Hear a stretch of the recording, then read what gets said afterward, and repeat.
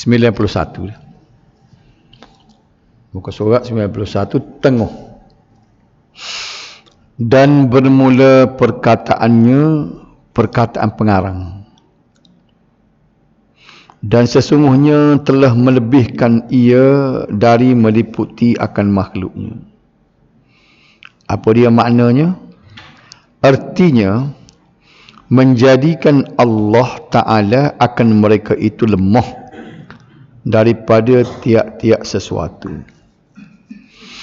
Maka tiada kuasa segala makhluk itu atas meliputi akan Allah Ta'ala, sama ada meliputi dengan pengetahuan mereka itu, atau dengan melihat mereka itu, atau dengan lain daripada keduanya. Bahkan Allah Ta'ala yang meliputi akan tiap-tiap sesuatu dengan pengetahuannya. Maknanya, maksud perkataan pengarang asal dia sebut sesungguhnya telah melebihkan dia. Siapa dia? Dia tu iaitu Allah Subhanahu Wa Ta'ala daripada meliputi makhluknya. Makna perkataan dia tu, dia sebut Allah melebihkan ataupun meliputi makhluk tu ialah maksud perkataan pengarang. Sesungguhnya telah melebihkan dia Allah daripada meliputi makhluknya itu ialah Allah Subhanahu Wa Ta'ala menjadikan makhluknya dalam keadaan lemah segala-galanya. Itu dari segi akidah kita. Kalau ada sikit sebanyak kekuatan, ada kudrat, ada daya upaya kita, ada ikhtiar, itu adalah kurniaan Allah Subhanahu Wa Ta'ala. Dari segi hakikatnya, semua benda yang ada daripada kita tu, tidak ada upaya sikit pun kalau tidak kerana keizinannya, kerana iradatnya, kerana termasuk dalam jadual dia. Jadi segala yang kita boleh buat, kita boleh pergi kedai, boleh pergi beli, boleh bawa kereta, boleh pergi rukah bukit exercise misalnya, boleh gatih basikal. Semua benda tu ada dalam jadual Tuhan. Tersurat di Lauh Mahfuz. Walaupun ikhtiar kita, tapi tidak lari walaupun sikit pun. Orang kata tak boleh lari sorak benih, selai rambut, tak boleh lari daripada jadual dia. Dia tetap. Itu makna dia. Kenapa? Kerana kita lemah, tidak berkuasa keluar daripada liputan Allah. Inilah macam sebut jadual tadi. Kita tu dalam program dia. Dari segi maknanya, makna bahasa kitanya, betul adik Jabariyah ni. Tapi hakikat bukan lagu tu. Gapo dia akidah Jabariyahnya? Kita ni supaya patung, supaya kulit. Kalau nak faham lagu mana akidah Jabariyah ni, kita ni supaya kulit. Lagu mana orang kulit? Kalau biasa tengok orang kulit, ia gerak tangan pok dogo hok pakai golok. Siapa dia biasa tengok orang kulit ke pok dogo ada punggu tonggek puk buci tu, dia pegang golok ada kebalik. Tak lagi tengok orang kulit. Jadi kalau pok dogo akak golok dia kata atas tekak wak kita kata. Wak tak boleh salah ke pok dogo. Sebab ia gerak tangan pok dogo tu siapa dia? Tuk dalam. Tu nak royak tamsil ataupun kita kata bandingnya akidah Jabariyah. Tuk dalam tu umpamanya Tuhan lah. Watak-watak dalam royak kulit pok dogo, Raja Serama ke Hanumi ke Wak Long ke, itu adalah kita makhluk. Jadi semua ni tak boleh bergerak. Ia gerak tangan, hok ni mari tikai, hok ni bagi terbang, hok ni semuanya adalah main itu dalam. Jadi dia ambil gambaran lagu tu dia kita makhluk ni. Kalau kita pergi curi barang orang, dia nak pergi situ sebenarnya, kita ambil barang orang, tak boleh marah kita. Sebab Tuhan yang menggerakkan kita ambil barang dia. Tuhan waktu bi ilham kita berasa nak ambil barang, nak curi barang orang. Jadi dosa pahala tak boleh bubuh atas makhluk lah, dia kata. Tak boleh bubuh atas manusia. Sebabnya Tuhan belaka. Betul dari segitu. Tetapi hakikat sebenar bukan lagu tu. Ya kita tak boleh nak faham kalau kita pergi teruk-teruk pergi lagu mana ikhtiar kita. Kita kata Tuhan beri ikhtiar walaupun Tuhan belaka ia bergerak. Ia bergerak kok tu kok ni beri tenaga. Tapi ikhtiar tu dia kata duduk kita. Bukankah kita boleh pilih nak buat atau tak si buat? Nampak je tak? Ada golok tangi. Aku nak kerak ke orang kau tak si. Nak dengan tak si duduk kita dia kata. Ada ikhtiar. Tapi kalau kita pergi selakoh lagi lah. Kalau nak duduk alik Jabariyah. Kita kata, ia berasa nak tu pun Tuhan juga. Nah, tidak betul alik dia. Betul. Tapi tak betul. Walaupun kita berasa betul alik dia, tak betul. Hak ni sebutin.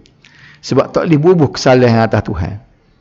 Segala benda, hak ikhtiar kita, maka itu dikira dosa pahala. Itu dari segi akidah. Itu kena betul situ. Walaupun dia sebut kita lemah. Tak ada kuasa. Bukan maknanya bila kita tak ada kuasa, kita tak salah. Salah. Kita malas semaya. Dia kata, bapa Tuhan beri dosa kepada kita bila kita tak si semaya. Sebab kita ikhtiar tu duduk kita. Kita bangun pagi subuh.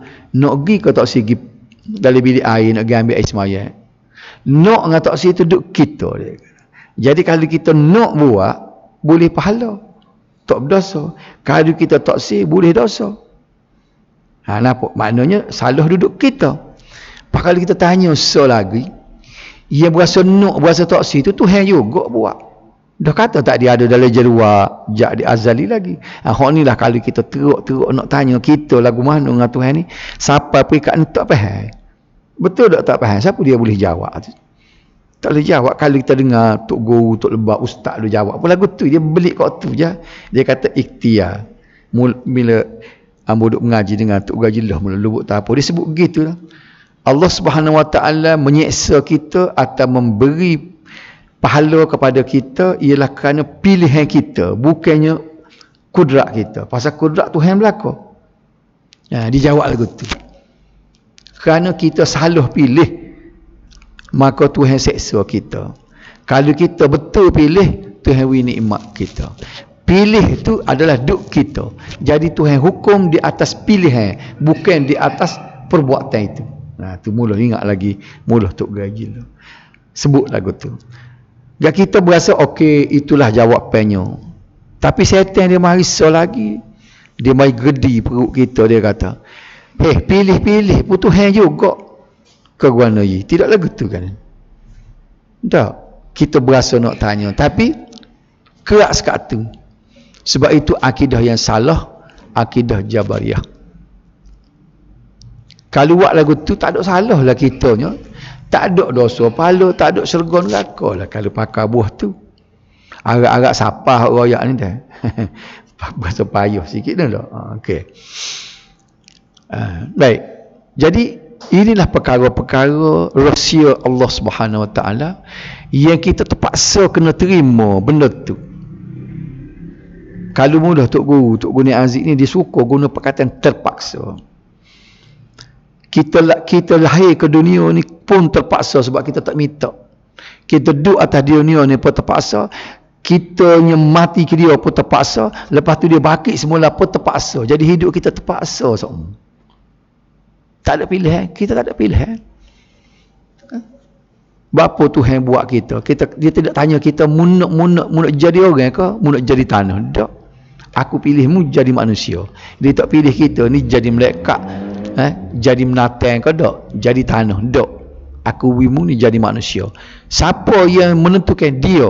Kita minta ke tak? Tu mula Tok Guru kata kita terpaksa. Kita lahir ke dunia pun terpaksa. Kita mati pun terpaksa. Kita dia hidup semula pun terpaksa. Itulah dia. Dah. Itu nak royak kemuncak lemahnya kita. Dia pergi sikit lagi. Lemah soal lagi pengetahuan. Tadi jawapan tadi pengetahuan. Kita lemah, kita tak boleh jawapan. Tapi sebab Nabi ajar lagu tu, Tuhan royak lagu tu, kena terima lagu tu. Nampak sini. Sebab ni menunjukkan bahawa tidak semua benda tu kita boleh jawab dengan otak kita.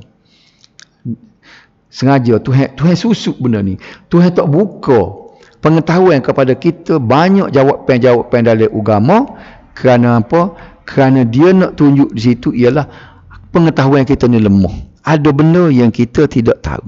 Jadi kita ni kena pujuk diri kita kalau nak jadi orang beriman, biar kita sapa satu pekat, aku terpaksa kena terima walaupun otak tak terima, tapi kerana Nabi royak lagu tu. Duduk situ lah.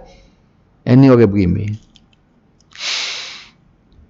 Penglihatan lagu tu juga kita ni tidak ada upaya. Sebab kita ni manusia, kita nak lihat sesuatu benda, ia boleh kita nampak ni pertamanya jarak, ia keduanya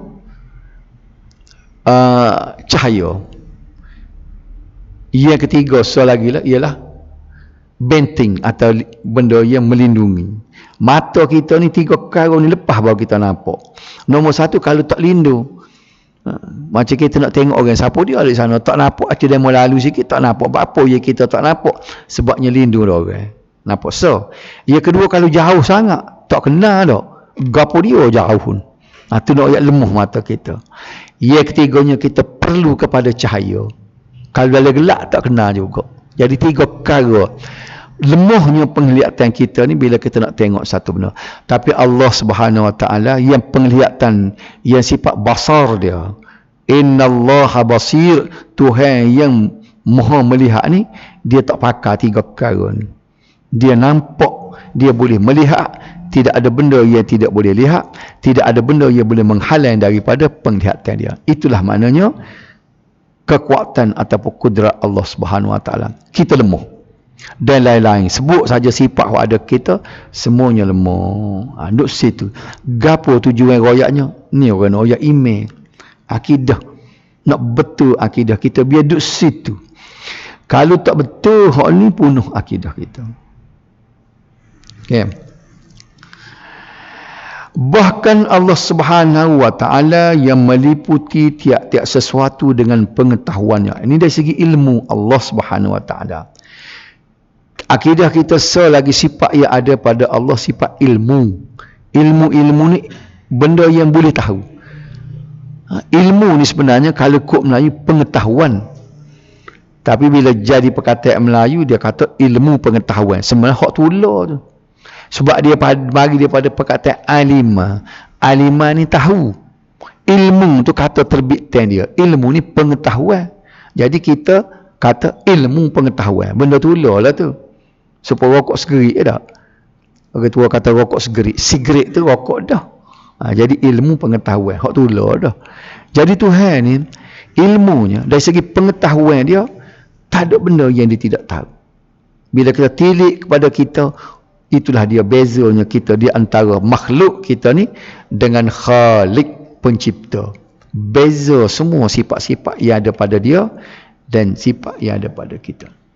Inilah sebabnya ya kitanya setiap kali bila kita nak tengok, nak memahami sifat Allah Subhanahu Wa Taala, kena pegang sekarang ni dalam surah Al-Ikhlas tu, qul huwallah tu, ayat akhir sekali, walam yakullahu kufuwan ahad. Walam yakullahu, tidak adalah baginya, kufuwan persamaan, ahad oleh sesuatu. Gapo dia makna? Tak ada benda serupa dengan dia. Tak boleh buat misal, tak boleh buat banding ni. Walaupun kita ni ada ilmu, Tuhan ada ilmu. Ilmu Tuhan tak serupa ilmu kita. Tuhan boleh melihat, kita boleh melihat. Tuhan juga ada sifat melihat. Ya, kita duk belajar sifat 20 tu basar, tapi melihat Allah tidak serupa dengan melihat kita.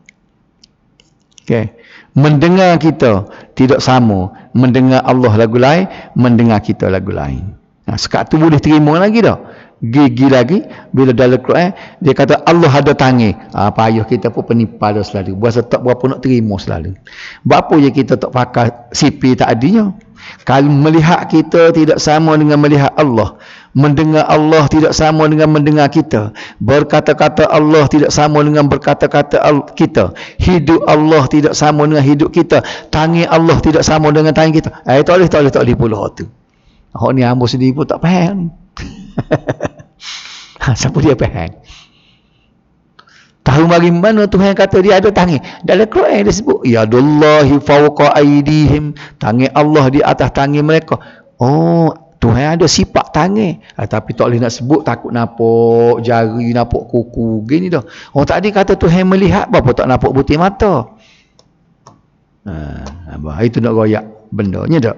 Tapi tujuan royak benda ni kita sipu sekara je saat ni. Walam yakul lahu kufuwan ahad. Tidak ada satu benda pun yang serupa dengan Tuhan. Dalam ayat lain yang orang duk baca semuanya, laisa kamitslihi syai'. Tidak ada serupa dengannya oleh sesuatu. Lebih kurang juga dengan hak tadi. Pas situ dah. Habis situ dah kita pergi ke nombor 2. Nak pukul 8 dah, 8.19. Dan tiada meliputi akan dia oleh sesuatu. Adapun makhluk itu wajib bersifat mereka itu dengan lemah daripada meliputi akan Allah Ta'ala dan daripada yang lain. Apa makna dia? Maksudnya tiada sesuatu yang meliputinya. Sebab itulah makhluk ni tak boleh nak bersentuh dengan dia, dengan Allah. Sebab itulah dia tidak memerlukan ruang, tidak memerlukan jisim, tidak memerlukan jirim. Dia tak sia ke makhluk. Walaupun dia kata dia istawa alal arsy, dia tidak perlu kepada arsy. Kita kalau kita kata kita istawaitu alal kursi, kalau nak guna kot dalam bahasa Arab. Astawi alal kursi, saya duduk di atas kursi. Kita perlu kepada kursi. Kalau tak ada kursi, rebuh kita, tak jatuh. Tapi Tuhan bila dia kata Ar-Rahman alal arsy istawa, dia tidak perlu kepada arsy. Sebab dia bukan makhluk. Okey, sebab tak ada makhluk boleh meliputi dia. Semua makhluk bersifat dengan segala sifat kelemahan, super bilang tadi dah. Walau sekuat mana kita pun lemah. Sebab itulah Tuhan kan, dia nak tunjuk bakar dia kan, hak dia di lain pada orang. Tuhan ni dia ada qadim, hak tak ada pada makhluk. Selagi bakar. Qadim ni dia tak ada mula. Huwal awwal wal akhir. Dia dulu dan dia akhir. Dia tak ada mula, dia tak ada su. Mana tak ada mula tu kita boleh faham dah, sebab dia ada, makhluk tak ada. Lepas tu dia menjadikan makhluk kau banyak. Dia nak tunjuk bakar dia kekal dia. Innallaha hayyun wa la yamut. Tuhan hidup tak mati-mati. Ketika dia mati semua makhluk, siapa malaikat semua mati. Situ menunjukkan tak ada makhluk yang bakar. Bakar ni makna kekal. Walau malaikat setara mana pun, siapa pun ikat dia kena mati. Ketika itulah kita tidak tahu tu. Dalam Quran disebut, dalam hadis pun disebut, kita semua makhluk mati belaka. Kita ni tak ada kiamat, tak ada Israfil tiup sangkala lagi, mati ni lagi dah. Ni dia su esok tak ada siapa dia mati. Iblis pun ada lagi, semua ada, dia mati masa tu. Ketika mati itulah dia nak pergi duduk balik tu tak tahu berapa lama. Wallahu a'lam, tahribu tahun tak tahu. Mati habis. Jadi Tuhan klik asas supaya dia duduk sorang-sorang dia. Orang baca gapo sulhul qadim, ya tak? Ketika dia saja-saja. Seksaknya dia akan buat dia saja-saja pula. Dia mati habis. Ketika itulah dalam Quran disebut Tuhan cabar. Limanil mulkul yaum. Siapa jadi raja hari ni? Hak betul-betul sangat perang Namrud. Amerika, Rusia. Negara-negara hak besar. Hak duk ngaku duduk berasa megah, ada kuasa atas muka bumi. Tuhan cabar gitu. Limanil mulkul yaum. Siapa yang memiliki kerajaan pada hari ini? Tuhan tanya. Dia jawab sendiri. Lillahil wahidil qahar. Semuanya hak Allah. Dialah satu al-qahar yang gagah perkasa. Di situ dia. Baik. Jadi nampaklah kita semua makhluk ni adalah lemah. lemah daripada meliputi Allah Subhanahu Wa Taala, dan lemah daripada meliputi selain daripadanya. Bukan semua makhluk tu dia boleh meliputi semua makhluk. Mana kesimpulan ayatnya ialah manusia ni lemah. Itu akidah dia. Tujuan kita mengaji tu kita nak sipu biar ada dalam pegangan kita, dalam hati kita bahawa kita ni lemah. Jadi bila lemah gini, acak kali dah hamba duk ayat ni, kemuncak kita ngaji gapo-gapo. Tidak sudah dengan kita berasa boleh bila Tuhan kuat kita lemah, Tuhan kuat tu. Tujuan kita nak kenal tak boleh lawan dia lah. Tu orang panggil manifestasi. Ujung jatuhnya setiap benda yang kita ngaji bila kita faham kita lemah, Tuhan kuat, bukan nak duduk setakat tu je. Biar kita ni buat cara lemah. Takut ke dia. Tuhan nak tu saya takut ke dia. Pasal apa? Kita lemah. Tuhan teh sikit dengan demir, tak lewat gapo dah. Somak hidup, habis licin. Kita lemah. Bila lemah, tak boleh lawan sikit pun dia. Hak dia suruh kena buat. Hak dia larang jangan terbang, telius sikit abuk lah nak buat. Dia nak duduk situ. Janganlah kita ni reti bilang, reti sebut. Dengan sifat Tuhan gini, dengan keadaan lagu ni kita makhluk boleh royak Tuhan ni lagu mana. Siapa kita orang bunyi ilmu falsafahnya, siapa orang kata hebat dia ni boleh sebut sifat-sifat Tuhan. Tapi hasil daripada bupahan sifat Tuhan tu, mengerti Tuhan tu setara tu, gapo mau buat. Situ boleh kelih je. Kalau duk buat maksiat, reti sebut saja Tuhan ni yang kuat, kita lemah. Tak ada mana. Orang panggil kenal tak kenal lagu tu. Okey. Habis itu dah. Habislah cerita je. Masuk. Setiap kali kalau huruf sa' ni maknanya cerita lain. Musannif, pengarang sah dalam bahasa Arab ni. Dia sebut lagu mana. Wa naqulu inna Allah attakhadha Ibrahim khalila. Wa kallama Allah Musa taklima. Imanan wa tasdiqan wa taslima. Apa makna ni? Dan berkata kami itu dia bahasa dia pengarang, bahawa Allah Ta'ala menjadikan ia akan Nabi Ibrahim kekasihnya. Sebab dalam Quran tu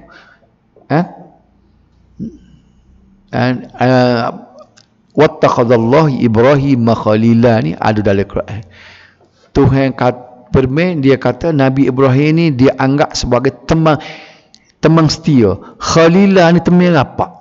Khalil teman rapat. Bukan saya main-main dok. Teman setia, teman rapat. Sebab tu Nabi Ibrahim kita ni duduk nombor 2 dalam ulul azmi. Manusia yang paling tinggi martabat sekali ialah Nabi kita, Nabi Muhammad sallallahu alaihi wasallam. Nombor 2 Nabi Ibrahim. Sebab tu dalam tahayat kita sebut nama dia. Ada kita sebut Nabi lain? Tak ada dah. Sebab lepas pada kita selawat, Allahumma salli ala Muhammad wa ala ali Muhammad kama sallaita ala Ibrahim dah. Ya Allah, sejahteralah kepada Nabi Muhammad dan keluarganya, dan sejahtera juga, dan sejahtera geteklah kepada Nabi Ibrahim dan keluarganya. Nampak tak situ tak? Jadi maknanya Nabi Ibrahim duduk nombor 2. Tak sebut Nabi Nuh, tak sebut Nabi Musa, tak sebut Nabi Sulaiman, nabi-nabi lain tak ada dia sebut. Pasal apa? Nabi Ibrahim duduk nombor 2. Hal ni juga akidah. Kalau kita kata ada nabi lain lebih tinggi martabat daripada Nabi Ibrahim, punuh akidah. Sebab kita menyalahi daripada nas Al-Quran dan hadis Nabi. Faham tak? Nombor 3 siapa dia? Nabi Musa. Nombor 4 Isa. Nombor 5 bagi Nabi Nuh.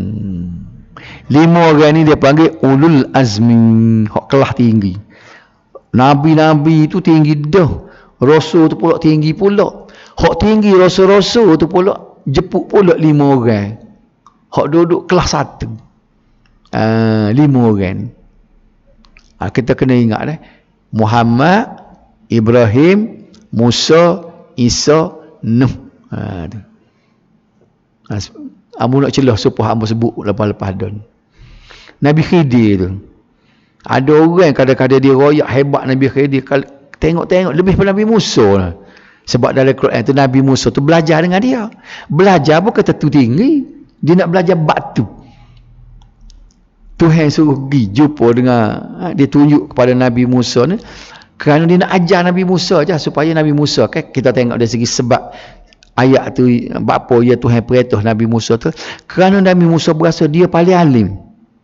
Jadi Tuhan nak tunjuk orang yang lebih rendah daripadamu, reti dia padamu. Tu siapa dia rendah padamu? Nabi Khidir rendah padamu. Rasa pun duk dia. Kan Nabi tu tinggi dah dah. Lepas Nabi Rasul, lepas Rasul ulul azmi. Nabi Khidir duduk di Nabi je, Rasul pun duduk. Tiba-tiba kita pergi nampak Nabi Khidir ni lebih tinggi martabat daripada Nabi Musa, penuh juga akidah. Bukan main-main tu. Tapi tika tanya orang, ada hak Tok Lebah duk mengajar, dia tak khabar tika dia royak, dia lontar pemikiran tu sehingga orang dengar tu Allah hebatnya. Nampak lekeh Nabi Musa dengan 3 peristiwa yang sebut dalam Quran. Nampak dah situ dah. Baik. Jadi ingat Nabi Musa ni nombor 3. Nombor 2 duduk pada Nabi Ibrahim. Sebab tu Tuhan ambil Nabi Ibrahim tu sebagai khalil, iaitu kekasih ataupun teman yang rapat. Okey. Itu akidah. Akidah kita Nabi Ibrahim khalil. Sebab dia sebut tadi kena beriman, kena percaya bahawa Nabi Ibrahim itu adalah khalilullah. Faham situ dah? So. Dan benda masuk dalam iman juga dia nak royak kita ni.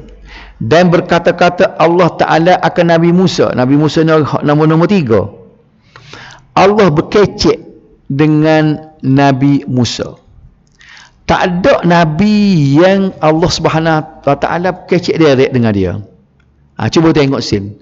Pas Nabi Musa hebat pada Nabi Muhammad kah? Tak. Tapi lebih Nabi Musa bab ni. Lebih bukan mestinya lebih segala-gala. Lebih apa? Nabi kita tak boleh kecek dengan Tuhan. Nabi Musa dia boleh kecek, dia dengar. Dia dengar Tuhan dia jawab, dia dengar Tuhan dia jawab. Apa dengar lagu mana? Dia pun tak boleh royak. Sebab Tuhan ni bukan makhluk. Mau dengar lagu mana? Suara Tuhan tidak suara, tak tahu lagu mana. Pas lagu mana? Lagu dia dengar.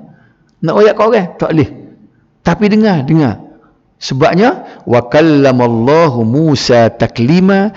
Quran kata Allah berbicara dengan Musa dengan bicara yang sesungguhnya.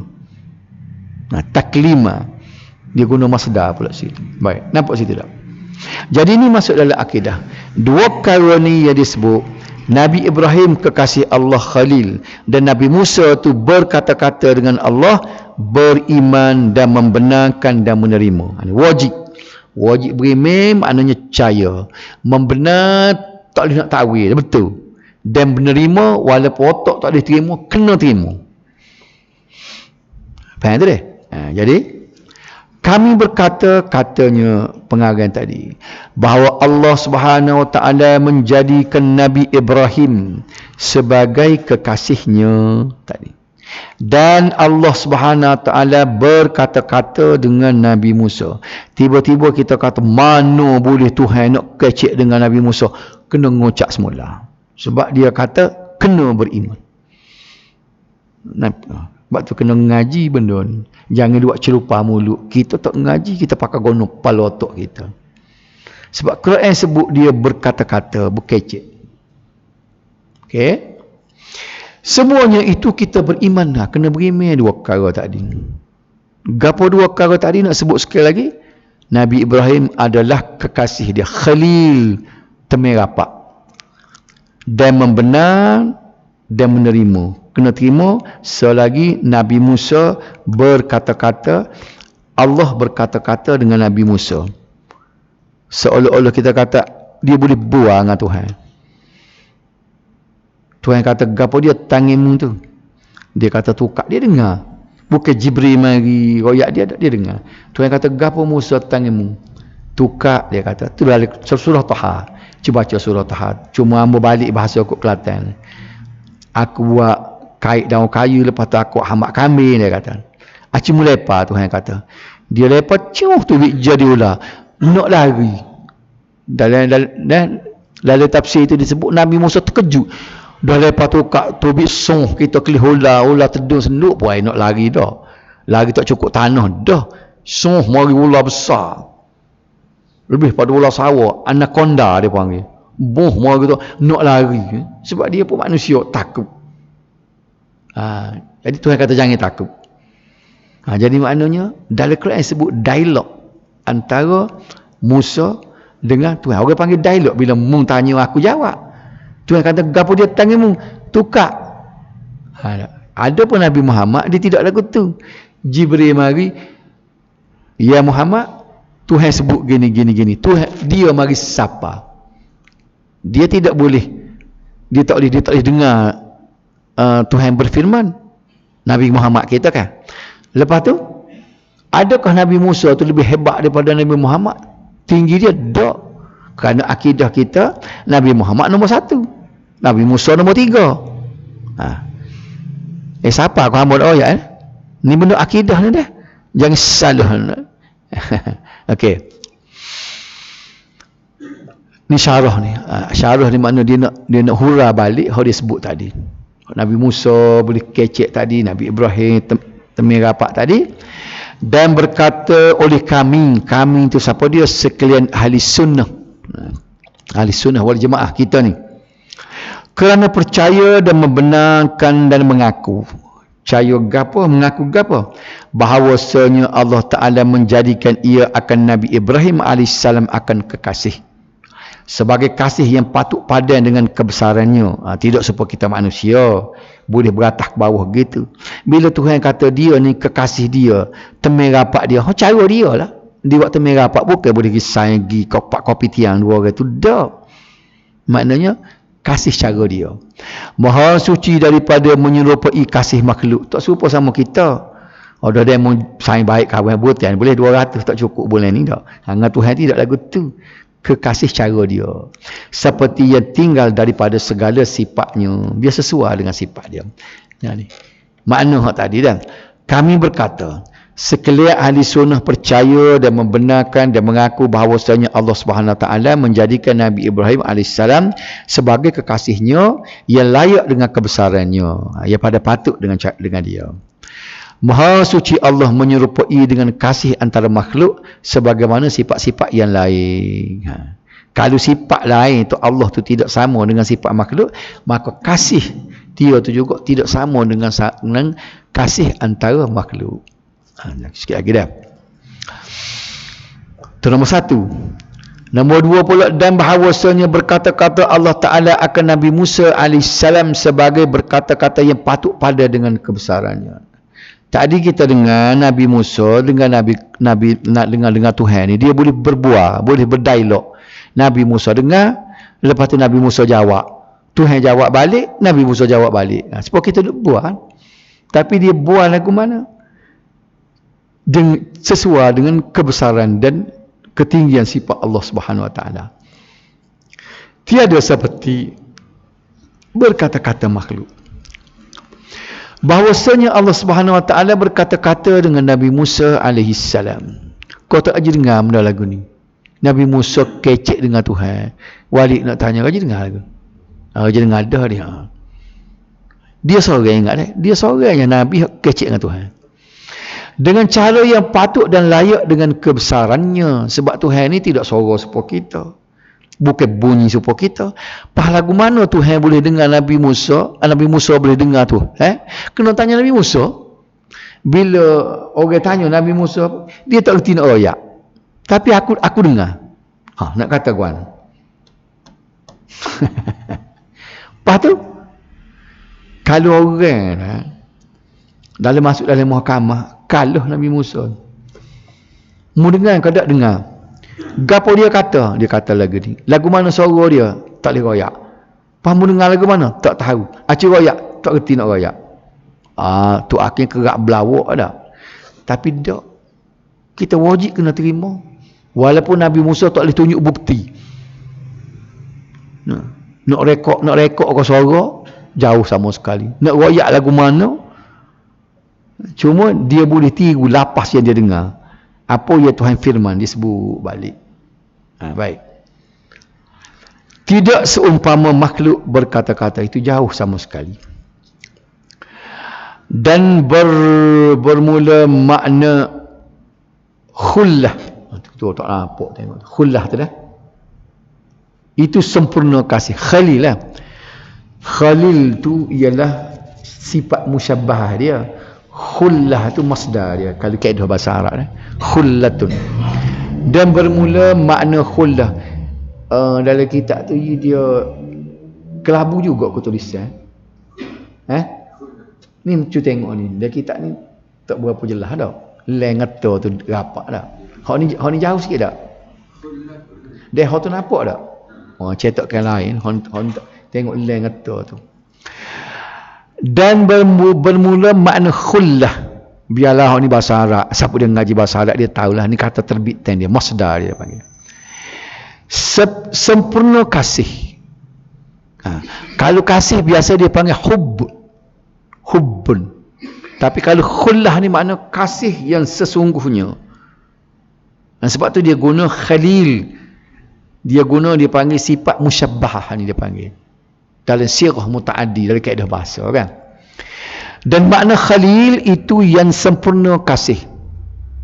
Dia kaedah ada dia panggil khalil dengan khalil.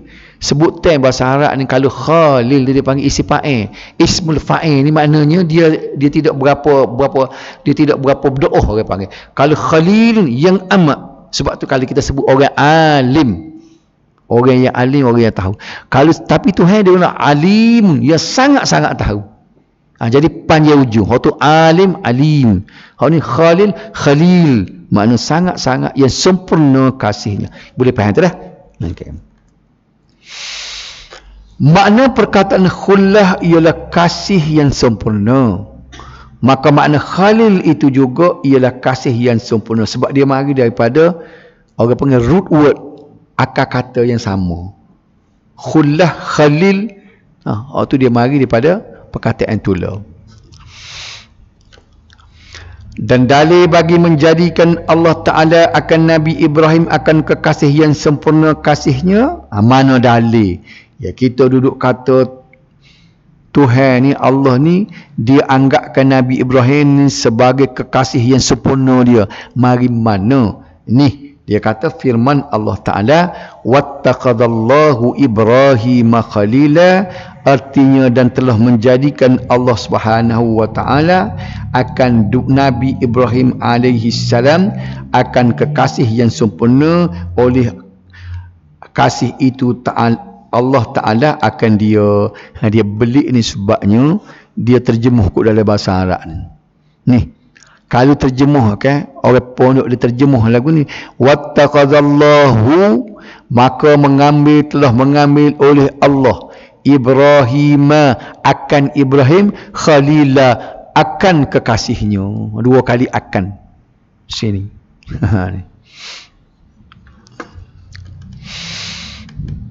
Ni nak tengok kot dalam bahasa kita.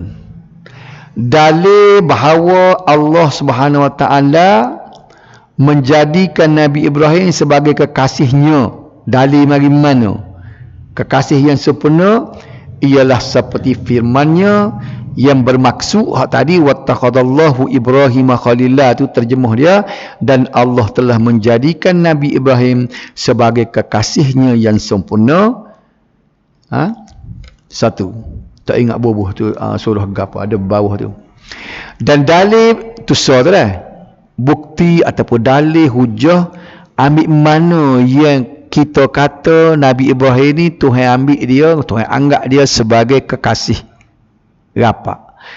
Yang kedua pula kita nak cari dalil bagi berkata-kata Allah Ta'ala akan Nabi Musa AS, firman Allah Ta'ala wa kallamallahu Musa taklima, artinya dan telah berkata-kata oleh Allah Subhanahu wa Ta'ala akan Nabi Musa AS.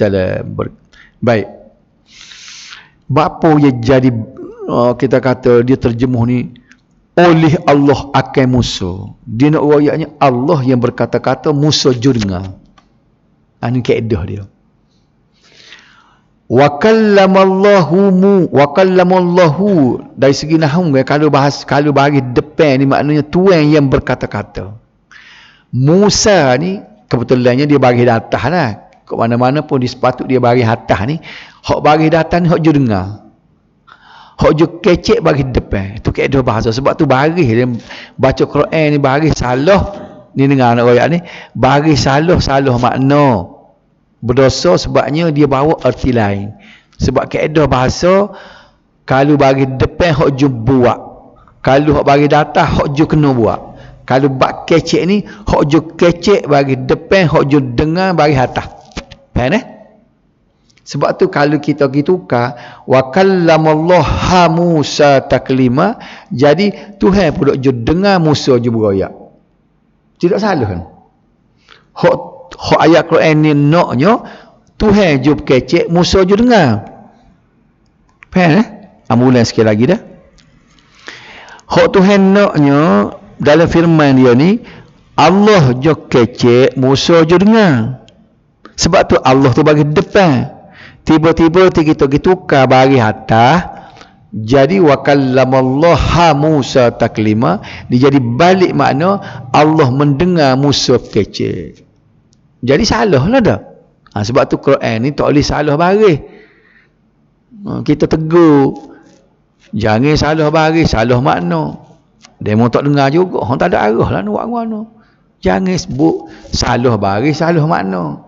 Baca Quran salah makna. Kalau bang pun salah makna. Kau ya dah mula kan?